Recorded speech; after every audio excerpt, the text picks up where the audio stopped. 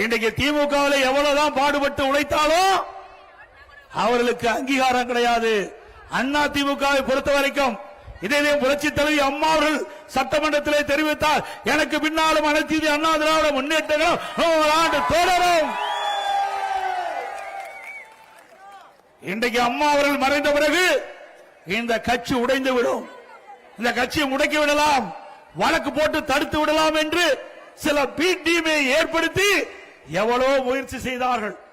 இங்க இருக்கின்ற மக்கள் தொழிலோடு கழக உடன்பிறப்புகள் நிர்வாகிகளோடு அதையெல்லாம் தூள் தூளாக உடைத்து நொறுக்கப்பட்டது. எவ்வளவு பிரச்சனை, கொஞ்ச நெஞ்ச பிரச்சனையா?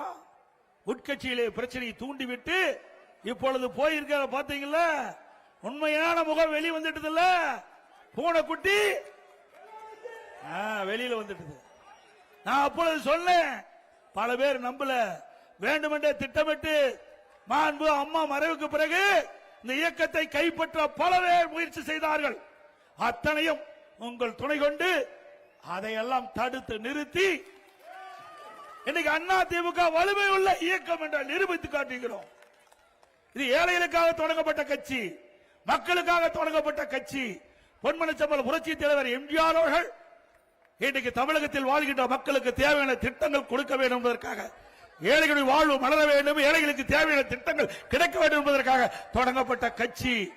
அவர் மறைவுக்கு பிறகு இந்த இயக்கம் இரண்டாக உடைந்தது. அதை மாண்புமிகு புரட்சி தலைவி அம்மா அவர்கள் ஒன்றாக இணைத்து பொன்மனச்செம்மல் புரட்சி தலைவர் கண்ட கனவை நனவாக்கின்ற விதமாக சிறப்பான ஆட்சி கொடுத்த தலைவி புரட்சி தலைவி அம்மா.